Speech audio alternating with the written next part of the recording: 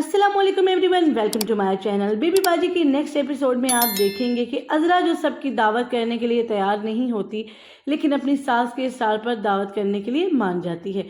लेकिन होता कुछ यूँ है कि इसी दावत के दौरान अज़रा का अपना भांडा फूट जाता है।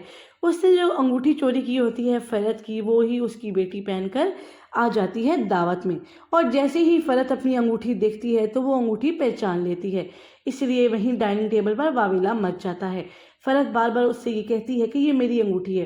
अज़रा अपने आप को बचाने के लिए वासिफ के माजी को सामने ले आती है और चीख चीख कर बताती है फ़रत हो कि कैसे वासिफ के लिए एक लड़की ने खुदकुशी की थी। और साथ ही साथ वो वासिफ से ये भी कहती है कि तुमने इससे शादी क्यों की, तुम उससे शादी कर लेते, वो एक अमीर लड़की थी, उसकी तुम्हारी जोड़ी बहुत जचती।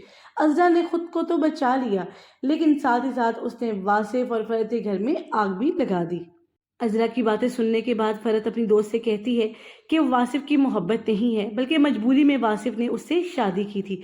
जमाल भी इस वक्त चुप नहीं रहता। वो अज़रा से कहता है कि घर आए मेहमानों के साथ ऐसा कौन करता है, तुमने घर आए मेहमानों को जलील करके रख दिया है।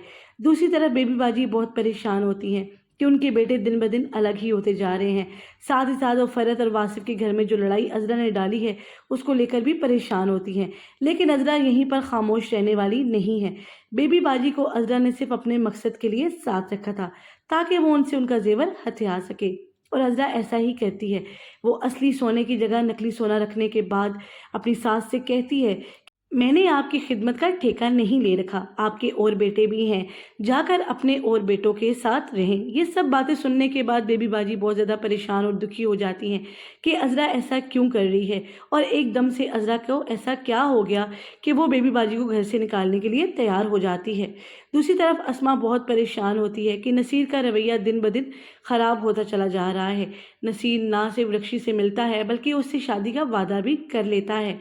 अज़रा को लेकर जो भी फ़रत और वासिफ की ज़िंदगी में हो रहा होता है, वासिफ भी उसकी वजह से बहुत परेशान होता है, और वो फ़रत को समझाने की कोशिश करता है कि वो फ़रत जो अज़रा से इंतहाई नफ़रत करती है और उसकी बातों को सीरियस नहीं लेती, वो कैसे उसकी ये बात मानकर यकीन कर सकती है और अपने शौहर को सफाई का मौका भी नहीं दे रही।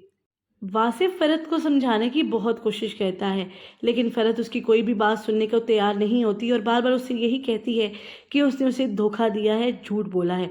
तभी वासिफ तंग आकर उससे कहता है कि वो जब चाहे इस घर को और उसे छोड़कर जा सकती है। अगर उसे उस पर यकीन नहीं है तो फिर साथ ज़िंदगी गुजारने का कोई भी फ़ायदा नहीं है।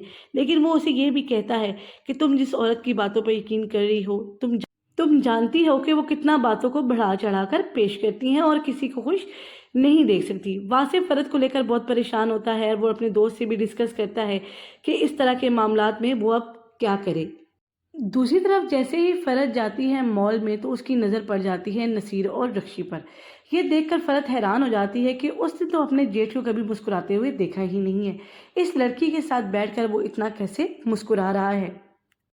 काफ़ी कोशिश के बाद वासिफ अपने और फ़रत के ताल्लुकात को बेहतर तो कर लेता है, लेकिन जैसे ही फ़रत पर जिम्मेदारी आती है अपनी सास की, तो वो ये जिम्मेदारी निभा नहीं पाती। ना ही वासिफ अपनी माँ को टाइम दे सकता है। अस्मा खुशी खुशी अपनी सास की जिम्मेदारी उठाने के लिए तैयार तो हो जाती है, लेकिन नहीं उठाता तो सास का अपना बेटा अपनी माँ की जिम्मेदारी को नहीं उठाता। ये सब देखकर बेबी बाजी बहुत परेशान और दुखी हो जाती हैं कि उनके बेटे होते हुए भी अपनी माँ की जिम्मेदारी नहीं उठा रहे। एक माँ बेटों पर बोझ बन चुकी है।